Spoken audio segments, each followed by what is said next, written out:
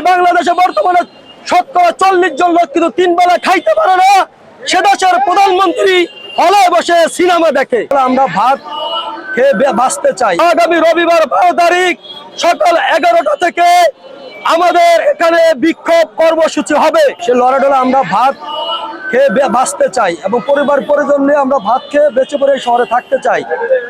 আমরা বিগত 23 সাল থেকে আন্দোলন শুরু করি।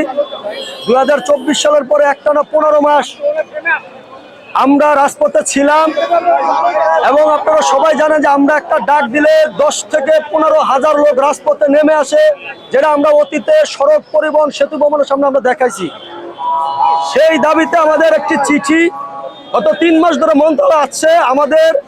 আমরা হলাম 3 হুইলার লাইসেন্সধারী 2033টা ড্রাইভার এবং আমাদের 3 হুইলার লাইসেন্সধারী 2033টা ড্রাইভারের 2033টা গাড়ি দেওয়ার জন্য বিআরটি থেকে মন্ত্রণালয় চিঠি প্রেরণ করছে। কিন্তু মন্ত্রণালয়ের কিছু অসাধু কর্মকর্তা যে চিঠিটা এক পাশে সমাধান দেওয়া সম্ভব, সেটা আজকে তারা 3 মাস ধরে কোনো সময় দিতেছে না, সমাধানও দিতেছে না। তারা একে একে 2টা মিটিং ডেকেও তারা সেই মিটিং ক্যান্সেল করছে।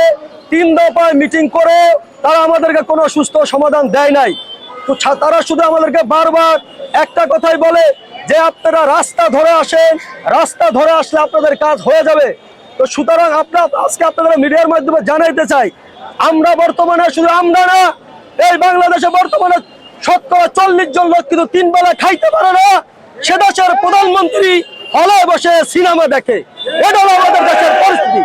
তো সুতরাং আমরা বলতে চাই, আপনি হলে বসে সিনেমা দেখেন, আমাদের তাতে কোনো দুঃখ নাই, কিন্তু আমরা একটা ডাল ভাত খেয়ে যেন এই শহরে বাঁচতে পারি। 2033টা পরিবার, সেই ব্যাপারে আপনার মাননীয় প্রধানমন্ত্রীর জন্য তারেক রহমানের হস্তক্ষেপ কামনা করে। আগামী রবিবার সকাল 10টার ভিতরে যদি আমাদের এই দাবি যদি মেনে নেওয়া না হয়, আগামী রবিবার 12 তারিখ সকাল 11টা থেকে আমাদের এখানে বিক্ষোভ কর্মসূচি হবে। সেখান থেকে আরো আমাদের অন্যান্য কর্মসূচি আসবে।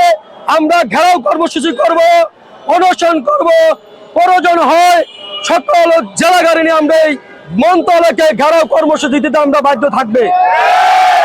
অন্যথায় যদি আমাদের এই দাবি আগামী 12 তারিখ সকাল 10টার ভিতরে মেনে নেওয়া হয়, এখানে যদি কোনো অনাকাঙ্ক্ষিত ঘটনা ঘটে, কোনো মৃত্যুর মতো ঘটনা যদি ঘটে, সেই দায়ভার এই সরকার এবং সরকারের কিছু অসাধু কর্মকর্তাই দায়ভার নিতে হবে ইনশাআল্লাহ। সুতরাং আমরা বলে আমাদের বক্তব্য এখানে শেষ। আসসালামু আলাইকুম রহমতুল্লাহ।